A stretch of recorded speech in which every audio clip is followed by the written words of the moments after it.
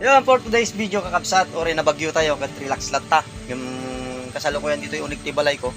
Tartara may anak kakabsat, ginagawa ko temporary itong aking bahay. Yan. Pero dito muna ako pansamantala, natutulog sa labas. Yan. Gumawa din ako ng papag. Yan. Cut tray, nung kunata di Ilocano.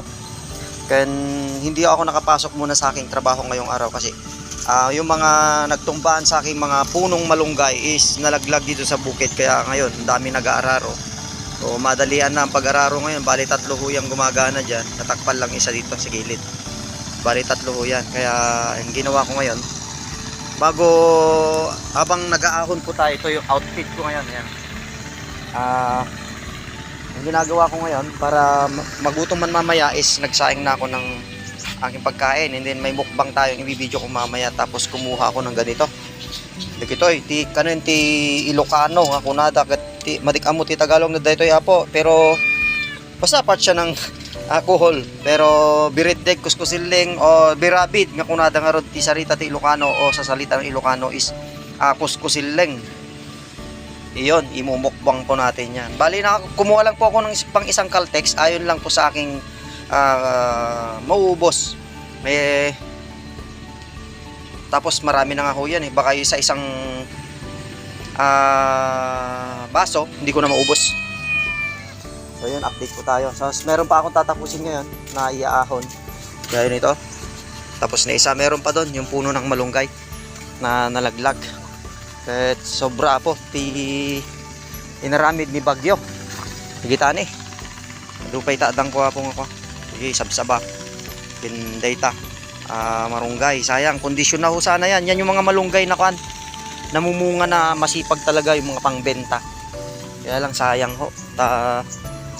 Talagang ganun. Yan, nawalis ho kami rito. Unti-unti bumabangon po tayo kahit paano. Ilocano tayo, Pilipino tayo. Kaya yan. So, pan-temporary. Tulugan ko yan. Itsura niya. Yeah, picturean ko nga. Yan. Tapos tatanggalin ko itong kanyang temporarying dingding. Yan.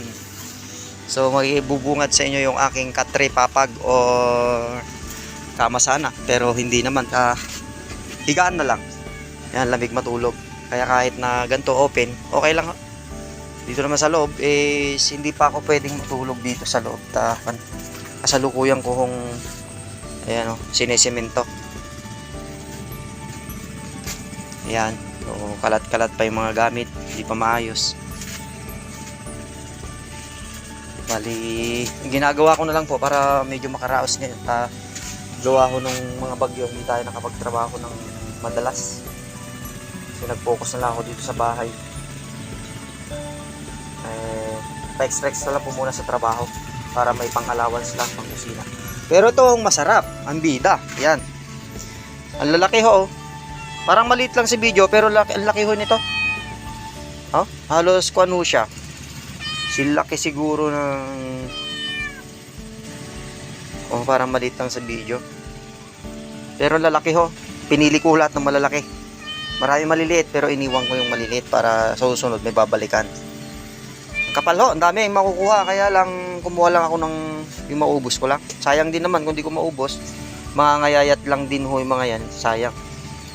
Kaya babalik na lang ako sa mga susunod na araw. So baka matapos ko ho yung pinipinturahan ko mamaya, or baka bukas siguro mangunguha ko, iuwi ko naman sa mga kapatid ko sa Alicia, Isabela. Dadalang ko sila, alam kong hindi nila paborito to. So yun, abang po tayo mamaya. Mukbang po, sarap po nyan. Then yun, salamat sa mga hindi pa po nakapalo. Salamat po sa mga nanonood na palagi sumusuporta sa akin, at sa mga hindi pa nakapalo, please follow po James P. Flora sa aking Facebook page. So salamat po, marami po tayong tutulungan balang araw. Mahirap pa po, nagsisimula tayo, kaya lang ang suporta nyo po is malaking pasasalamat ko. Maraming salamat po mga kapatid. So yun mga paps, goodbye po muna pansamantala. Mukbang po tayo mamaya ng kuskusiling na kunada nga rod iti Ilocano kakabsat. So yun, mabuhay po kayo. Agbyag tayo aming kakabsat ko, gayon naimbag nga agsapa. Good luck.